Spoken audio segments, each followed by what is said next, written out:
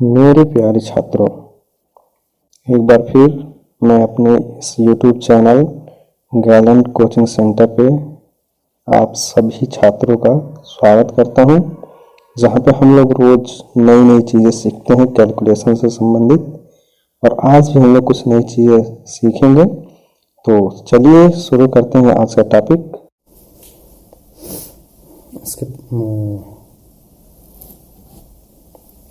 आज हम लोग पढ़ेंगे 11, 12 के डिविजिबिलिटी रूल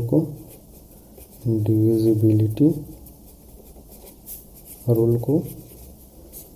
इसके पहले वाली वीडियोस में हमने फर्स्ट वाली वीडियो में हमने पढ़े 1 से लेकर 5 तक के, यानी 2, 3, 4, 5।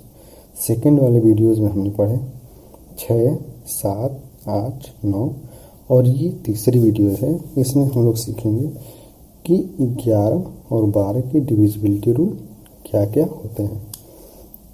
तो सबसे पहले हम लोग देखते हैं 11 का डिविजिबिलिटी रूल कि 11 से विभाज्यता का नियम क्या कहता है। तो 11 से विभाज्यता का नियम ये कहता है कि यदि किसी संख्या के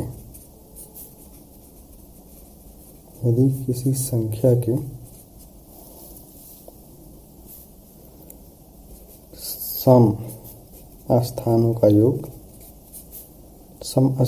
के अंकों का योग लिखे तो बेहतर रहेगा। सम स्थानों के अंकों का योग और विषम स्थानों के अंकों का योग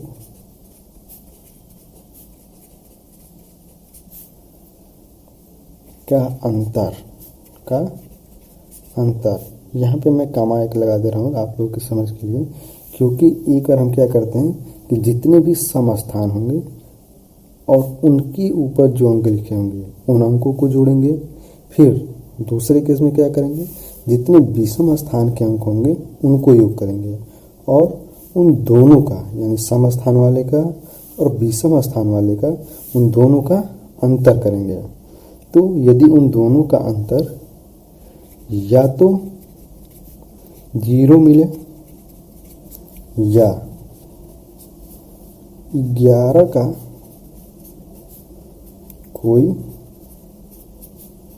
गुणज हो, या तो 0 मिले या 11 का कोई गुणज मिले, तो इस स्थिति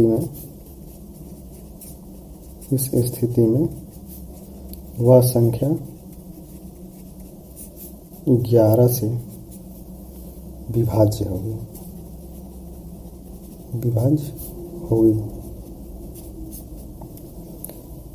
इस नियम को आप लोग थोड़ा ध्यान से समझिएगा, क्योंकि इसमें थोड़ा सा मतलब जटिलता होता है, थोड़ी सी इसमें दिक्कतें होती हैं जब पहली बार हम इसे देखते हैं। तो एक बार और इस नियम को मैं बताता हूँ कि ये नियम क्या कहता है कि यदि हमने कोई संख्या लिया हुआ है, चाहे जितने भी डिजिट का हो, तो उसके सम स्थानों के अंकों जितने हैं उनका योग और विषम स्थानों के अंकों का योग, और उन दोनों का जब हम लोग अंतर करते हैं तो या तो हमें 0 मिलना चाहिए या हमें 11 का कोई गुणज मिलना चाहिए।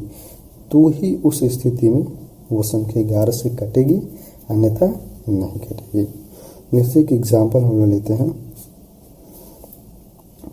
5, 3, 2, 4, 1 और 1। ये हमने कोई एक नंबर ले लिया 5, 3, 2, 4, 1, 1। तो अब देखिए फर्स्ट स्टेप में हमें क्या करना है, सम स्थानों के अंकों का योग। इसमें समझाने के लिए थोड़ी सी ये इस तरह से मैं बनाता हूँ एक नंबर लाइन चार्ट के रूप में, ताकि आप लोगों को सही से समझ में आ सके। 1, 2, 3, 4, 5, 6 नंबर हैं, 6 बॉक्स बनाते हैं। 1, 2, 3, 4 और 2, 6। ये मैं यहाँ पे लिख दे रहा हूँ स्थान, पहला, दूसरा, तीसरा, चौथा, पांचवा, छठवां। ये क्या है, सम वाले हैं, समस्थान। और ये 5, 3 और 1, ये क्या है, विषम वाले स्थान, यानी विषम स्थान हो गया। अब इनमें अंक देखिए, मैं लिख देता हूँ इसी को 5, 3, 2, 4, 1, 1। तो नियम क्या कहता है कि सम स्थानों के अंकों का योग, ये है हमारे सम स्थान, यानी ये और ये सम स्थान है। 2 सम स्थान होता है, 4 भी सम स्थान और 6 भी सम स्थान होता है। और दूसरे में विषम स्थान, यानी पहले नंबर का, तीसरे नंबर का, 5वें नंबर का।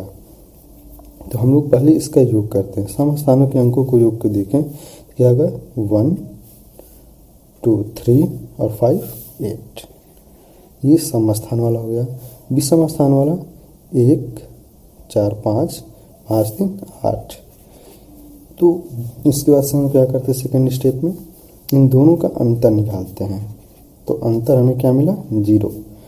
तो ये 11 का नियम भी कहता है, 11 की विभाज्यता का नियम, कि उनका अंतर या तो 0 हो या 11 हो या 11 का कोई मल्टीपल हो।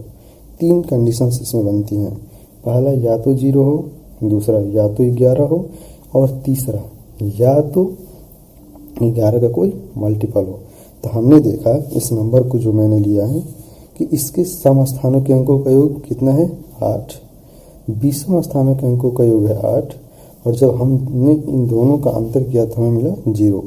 अर्थात ये जो नंबर होगा ये 11 से डिविजिबल होगा। इसी को ये मैंने चूँकि पहली बार समझाया है, इस वजह से मैंने बॉक्स बना के समझाया।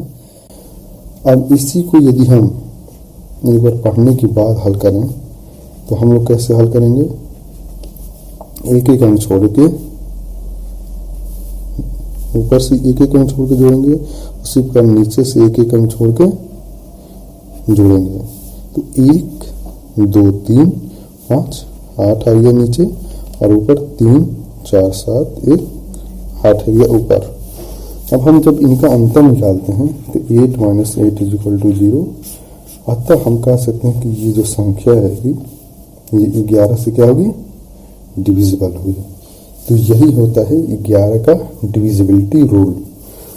अब इसी तरह से 1D एग्जाम्स में क्वेश्चन बना देते हैं। कभी पूछ देंगे वो संख्या ज्ञात करिए जो 77 से विभाज्य हो, वो संख्या ज्ञात करिए जो 99 से विभाज्य हो। तो हम जानते हैं 77 को यदि हम 2 भागों में तोड़ें तो ये होता है 11 × 7, ये हो जाएगा 11 × 9। तो उस कंडीशन में हमें क्या करना होता है, हमें इन दोनों नियमों से चेक करना पड़ता है, इससे भी और इससे भी। और यदि 11 से भी कटता हो वो संख्या, 9 से भी कटता हो, तो वो जो संख्या होगी वो 9 से पूर्ण रूप से कट जाएगी। उसी प्रकार यदि कोई संख्या 11 से कटती हो, फिर 7 से भी कटती हो, तो वो संख्या क्या होगी, 77 से डिविजिबल होगी। इस 11 से डिविजिबिलिटी के नियम के बाद हम लोग नेक्स्ट देखते हैं 12 से डिविजिबिलिटी का नियम।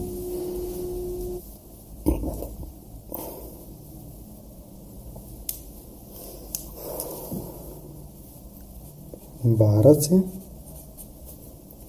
विभाज्यता का नियम। इस नियम में हमें कुछ नया नहीं सीखना है। इस नियम को हम लोग पहले भी पढ़ चुके हैं।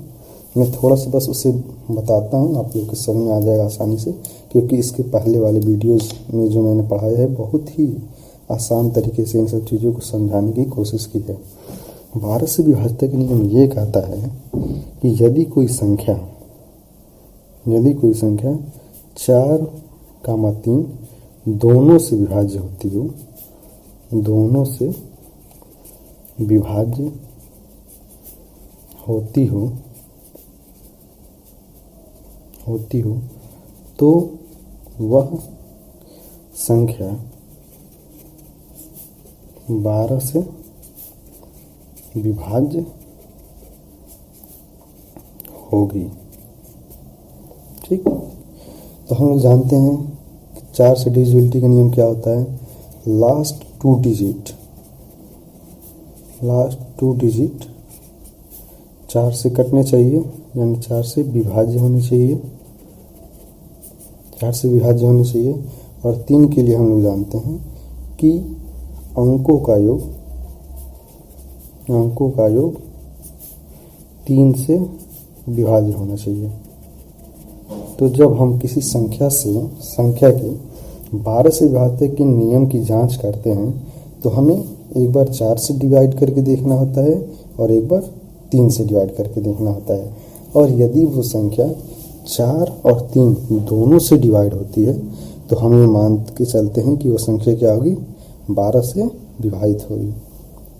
जैसे हम लोग एक एग्जाम्पल ले लेते हैं, और 9 6 2 1 2 4, ये कोई हमने एक नंबर ले लिया एग्जाम्पल के रूप में, 9 6 2 1 2 4।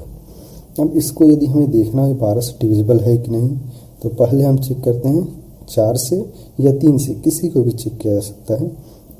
पहले हम 4 से देख लेते हैं।